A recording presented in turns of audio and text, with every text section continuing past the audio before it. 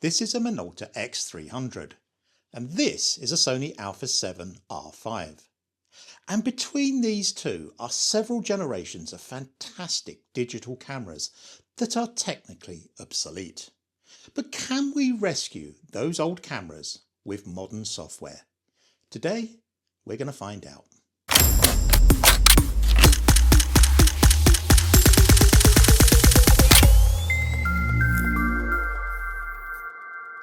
So the question we're asking today is, can we rescue old RAW files from DSLR and mirrorless cameras from 10, 15, 20 years ago?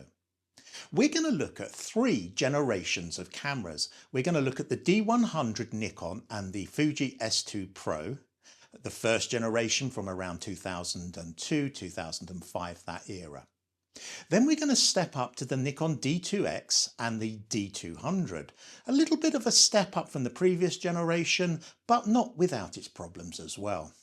Finally, we're going to look at the D3 and the Fuji X-T2, one of the last generation DSLRs and one of the first generation mirrorless cameras, but still 10 years old, 10 to 15 years old. So three distinct generations, and what we're going to do is run them through DxO PhotoLab and PureRAW in order to see how much we can improve those images from the early days. Now, if you remember the first generation of digital cameras that shot RAW, we didn't have things like Lightroom and PhotoLab where we could process the RAW inside an app automatically with non-destructive editing. We had to use separate RAW editing software and then take the TIFF or the PSD over into Photoshop. It was a convoluted and slow process. With modern software, we have so much control over modern RAWs.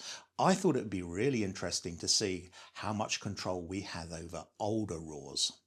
Now, if you've been following my journey with DxO, you will know that I have a 15% discount code on DxO products, and I will leave that in the description below. So feel free to check those out.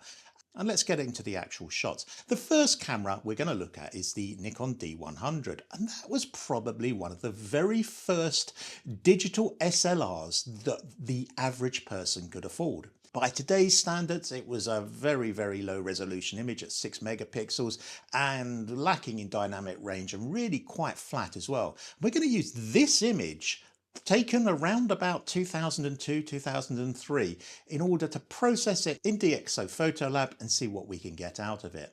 The other of the first generation cameras was the Fuji FinePix S2 Pro. Now this was a camera that had a very unique sensor that it was, I think, technically 3 megapixels, but because of the way it worked, it was a 6 megapixel camera. And it was a nice camera. This was the first digital SLR that I actually owned. And it was good for its day, but it really lacked in dynamic range. And one specific area that it really struggled with was oversaturating reds. So we're going to have a look at that particular one as well. And there is a problem already with that one. PhotoLab, being a relatively modern piece of software, won't process the RAWs. Lightroom, because it's been around for 15, 20 years, will process the RAWs. It does have a RAW processor. So for the Fuji, we will switch back over to Lightroom. So let's get in and have a look at those two cameras now. So we'll start off with this image here. This is from a D100 NEF file taken around about 25 years ago, 24, 25 years ago. And as you can see, it has that sort of characteristic flat look of the D100. It wasn't a particularly punchy camera, and it was only a 6 megapixel camera. So if you see on this 4K screen, if I zoom in, it really doesn't zoom in very far. If I go to 100% here, which I am in fact at 100%, you can see that the resolution of this image is actually lower than that of the 4K screen that I'm showing it on. The idea is we don't want to do huge amounts of work on this, because if you've got hundreds and thousands of older images, you don't want to be spending tens and dozens of hours trying to fix them. So we're just going to do very simple stuff. And the first thing we're actually going to use is the Clearview Plus on DxO PhotoLab. And you can see instantly that has made quite a significant difference. If we zoom in, we'll come into 200%. You can see the image is very, very noisy, but there is a significant improvement in the actual quality of that image. What I want to do, I'm going to run this through DxO's noise reduction. I'll use the XD2S process and we'll wait for that. And because this is such a small file, it's actually done that really quickly. So let's go up to 200%. And if we switch the noise reduction off and then back on, you can see that's made a reasonable difference. There is some shadow area noise up here. If I increase the luminance noise reduction, see what we can get. Take that up to 70. And there is a definite improvement there. So what I will also do is just see if I can sharpen this image up a little bit. Let's go to the detail tools and we will go to the sharpen and the unsharpen mask down here, and we'll just improve that. And I think we have a usable image. It'll be interesting to see if we could up-res this image. So let's export it. We'll export it to disk.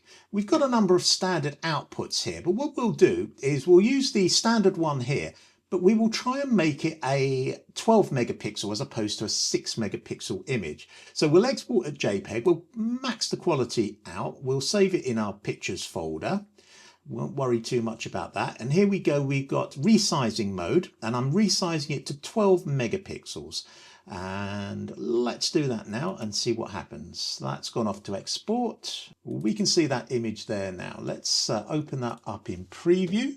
And that looks a really decent image, to be honest. It's not perfect.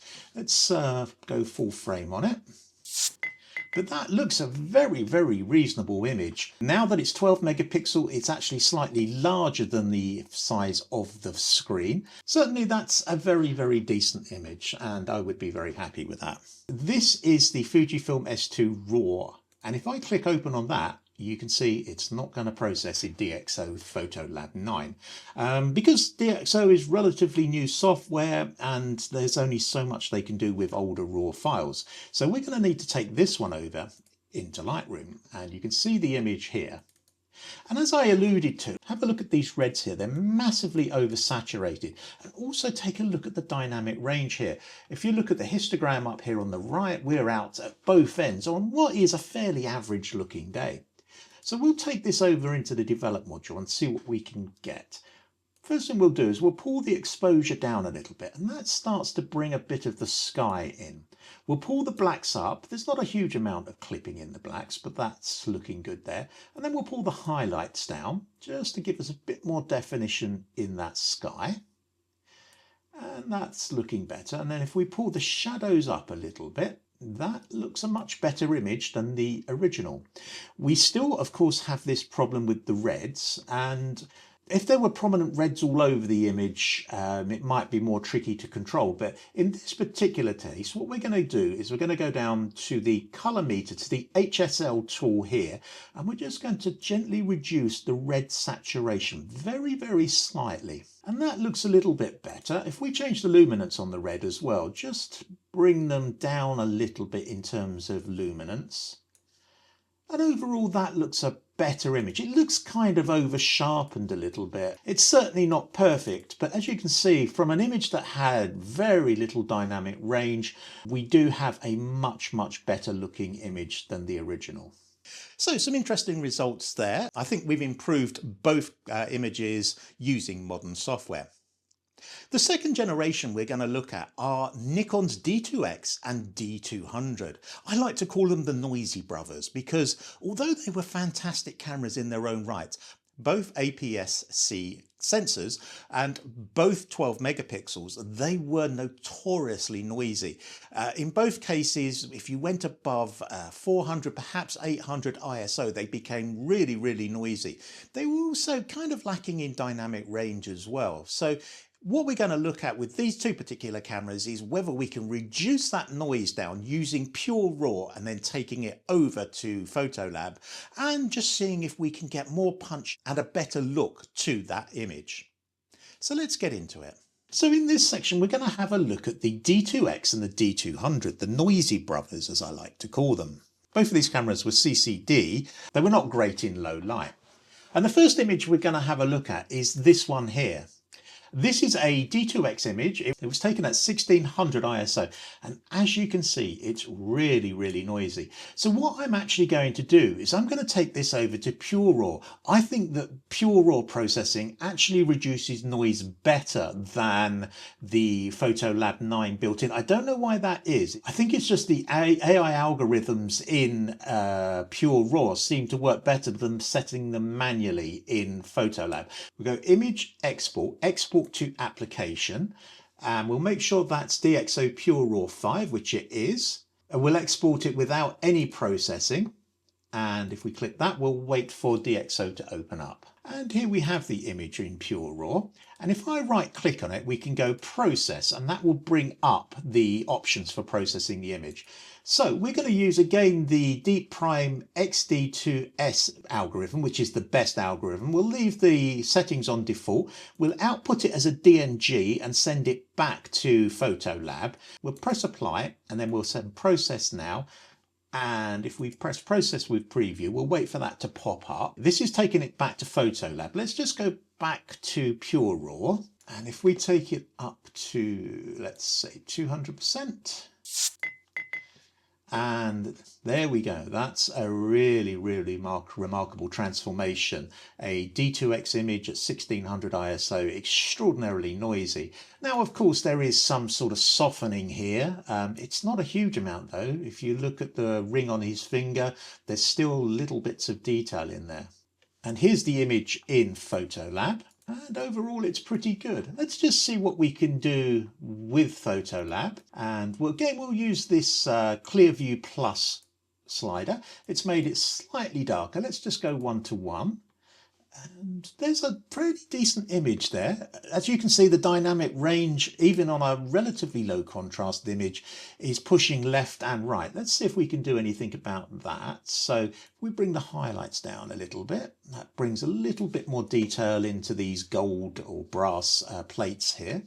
We'll bring the blacks up a little bit, and we'll just bring shadows up a touch. And I think that can allow us to bring the blacks down a little bit to push a little bit more contrast into it. And that's a pretty decent image for a 1600 ISO image taken however many years ago it was. That's done a pretty decent job. So let's go back to the photo library and let's have a look at this image of the D200. Again, really noisy, little lacking in contrast. This one was shot at 800 ISO, so it's not quite as noisy as the D2X sensor. So I'm not going to take this one over to PureRAW. What we're going to do is we're going to edit it first and just see if we can get a little bit more definition and color into it. So we'll bring the blacks down a little bit. And if we bring the shadows up a touch, we can bring the highlights down just a little touch. You can see we've got pretty much everything inside the histogram up there.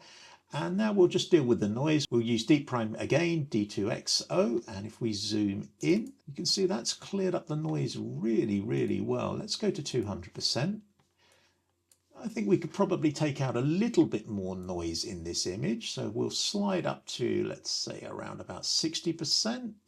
We can reduce the dead pixels off a little bit. We can force the details a little bit. I would say that's a pretty good image. Taken at 800 ISO some 20 odd years ago on a D200.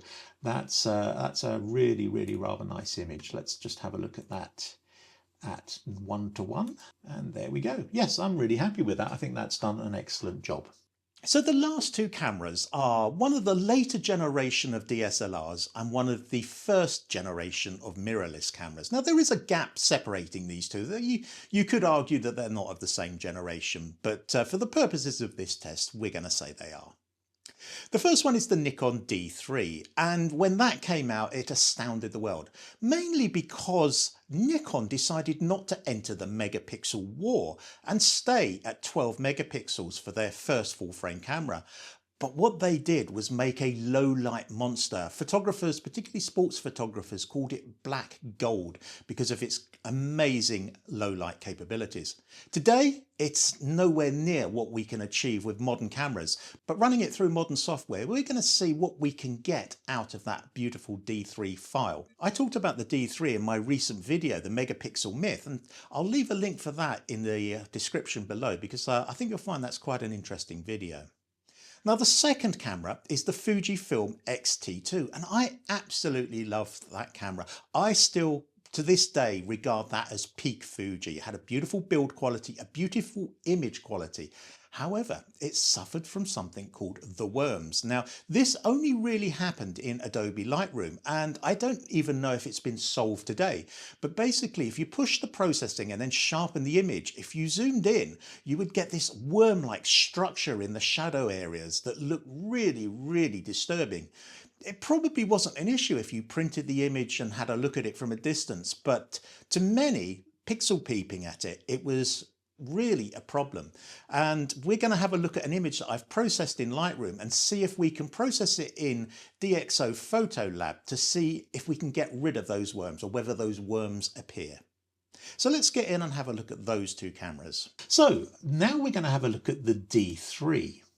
And the D3 was the low light monster.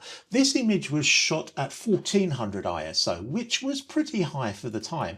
And the image quality was certainly much better at low light than its predecessor, the D2X. But again, if I zoom in, you can see there's quite a bit of noise in there. It's nowhere near as pronounced as the D2X.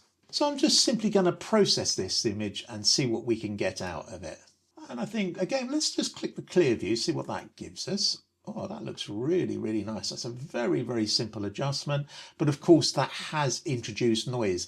And although the D3 had a fantastic low noise sensor, if you did start to manipulate the files, as with many older sensors, you did start to introduce the noise very, very quickly. Let's take that clear view off and see if we can just match that by editing it ourselves. So let's bring the blacks down a little bit. I'm going to bring the highlights up as far as we can there, and then we'll bring the mid-tones down a little and the shadow areas a little. And honestly, I think that's kind of lost the look of the image. So let's take off that selective tone and we'll go back to the clear view, which I think works better. And then we'll just adjust from the clear view. And if we perhaps look at a tone curve on this one, I think, because it's not as good as I would like it to be, we'll bring those shadows areas up a little bit. That's better. And we'll bring the highlights down here a little bit.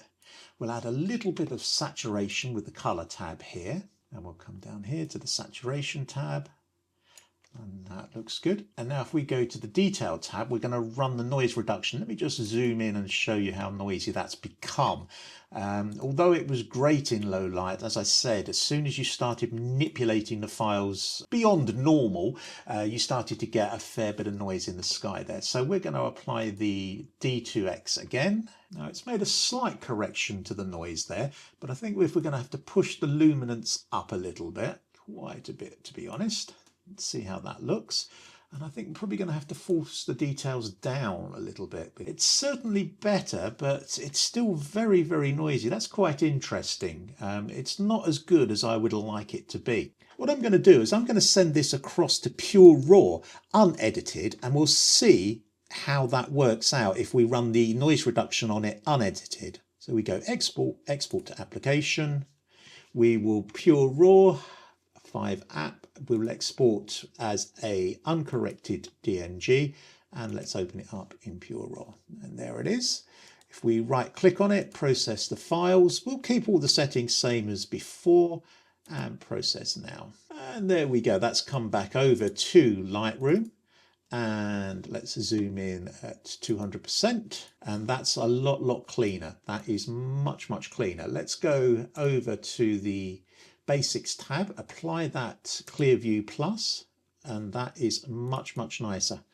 That's a better image all round, processing it through the PureRAW and getting rid of the noise first and then simply adding the Clear View Plus tab on. So that's a good result. Let's go back to the main photo library screen now and have a look at one last image. And before we do that, I'm going to take you over to Lightroom again and we'll have a look at this particular image here. And to demonstrate what the worms are, I'm going to zoom in on this little part of the image here. We're going to go over to the develop module. We're going to do some simple corrections to it. So what I'm going to do is just bring the blacks down a little bit. We'll bring the dehaze up a little bit, add some shadow detail. And already you can see if I bring this up at 200%, which it is, you can see that there's some stuff going on in the brickwork here that doesn't look particularly nice. And if I go over to the sharpening, we'll bring the sharpening up. As I do that, you can clearly see these worms. If I bring this up to 400%, this is the worms. When you sharpen the image, when you process it and sharpen it, these are the dreaded worms that you hear about, and you can see quite clearly here.